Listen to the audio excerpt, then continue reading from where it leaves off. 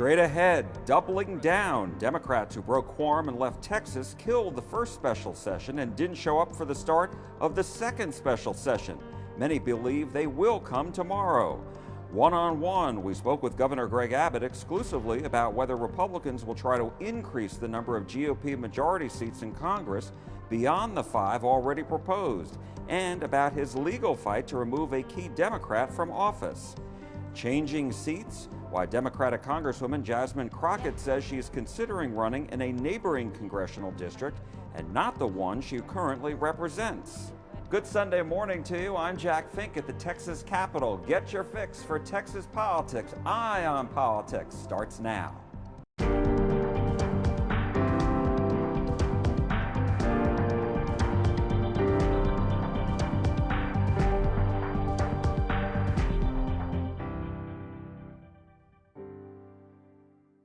Hello and welcome to Eye on Politics. For the second straight week, we are here at the Capitol where the Republicans and Democrats continue their showdown over redistricting and new congressional maps that would give the GOP 5 extra seats at the expense of Democrats.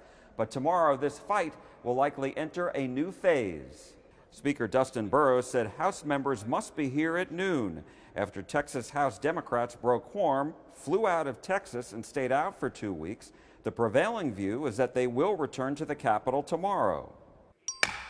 There being 95 members present, a quorum is not present.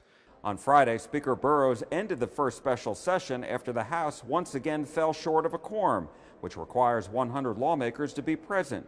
The Senate ended its first special session then too, and then Governor Abbott called for the start of the second special session with the same agenda to start a couple of hours later Friday at noon.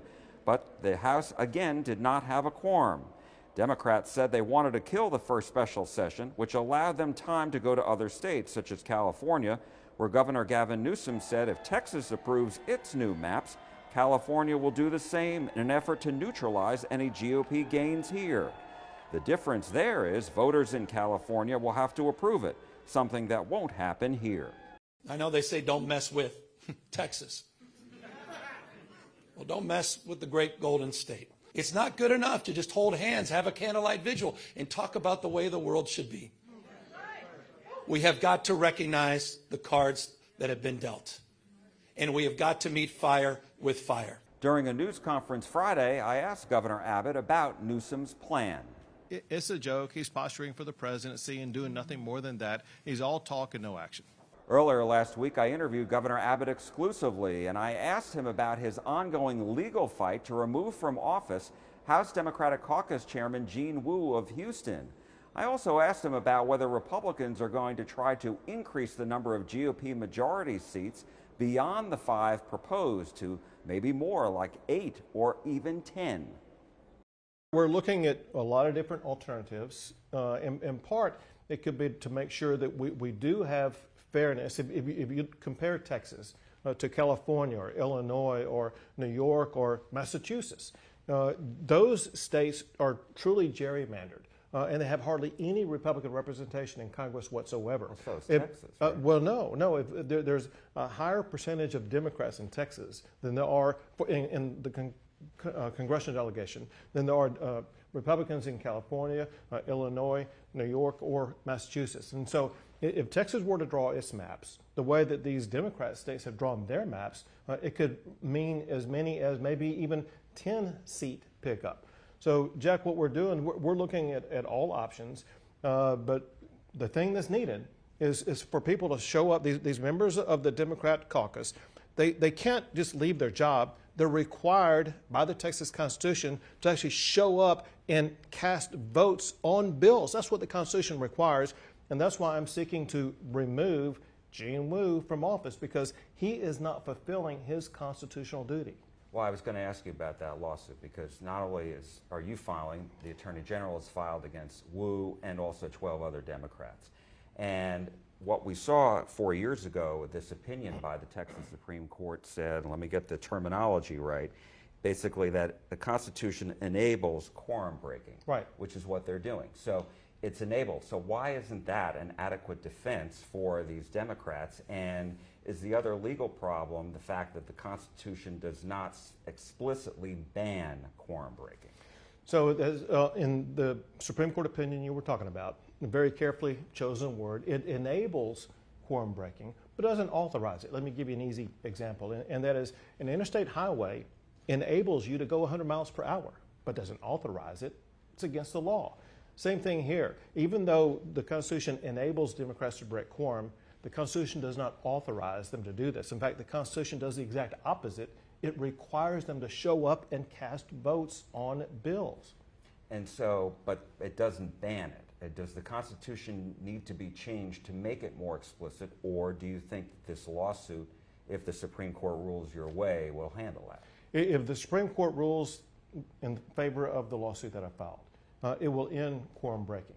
You know, if you look at the wording of the Constitution, it was intended to address situations where somebody may be absent. You know, it was written at a time back when you had farmers and ranchers taking care of their ranches, or people could get ill, different things like that. It wasn't even considering purposeful quorum breaking. They did not think at the time they wrote the Constitution that people would not show up and do their job. And yet that's exactly what happened. There have to be consequences in the real world. If you don't show up to do your job, you'll lose your job. Same thing should happen with regard to Texas House members. If they don't show up to do their job, they should lose their job. I'm seeking to vacate them or remove them from office because they were refusing to show up and do their job. And so right now, some Republicans they've already filed a bill that would make it illegal. Basically, if a lawmaker doesn't show up for a consecutive 7 days, then they vacate. So is that something you would support, and would you add that to a special session agenda? Absolutely. The problem is that would require a constitutional amendment that requires 2/3 votes. And so the runaway Democrats who don't want to do their job, they could stop that from passing. On Thursday, I asked Representative Wu about the governor's ongoing legal fight to remove him from office and when exactly they will return to the Capitol. From the very beginning, we stated that we have two major goals in breaking quorum, in being out of the state. And one was to kill this corrupt special session and force them to reset it and restart it, and hopefully listen to the people for once. And then the second thing was to try to convince other states that they need to now step up and take action to stop this, whether that is to stop them by scaring the Republicans into not doing it, by saying, like, if you do it, California do it, or as in case now, where it just won't matter. If Texas does it, California will put up a bill that says if Texas redraws their maps, then they automatically get new maps, right? And we're basically making it pointless for the Republicans to keep doing this. I think we're on track to meet both of those goals very soon. Timetable wise, just, Texans are going to be curious. What does that look like time wise? Because we know that Governor Abbott has said, if there's no quorum in the House and the Lieutenant Governor and the House Speaker have said the same thing. So at 10 a.m. Friday, if there's no quorum in the House, both chambers are going to adjourn sine die. The end of the special session is there. Governor Abbott says the second special session is going to start right away. So you're saying Friday is a no-go. You won't be back tomorrow. What about Saturday? What about Sunday? What about Monday? So I think the point that's probably the most relevant that among discussions with our membership is we decided to come to Illinois on our own. That was our decision because we were tired of their corruption and what they're doing. And when we go back, it will be on our terms. We will go back when we decide to go back, not when Governor Abbott tells us to go back.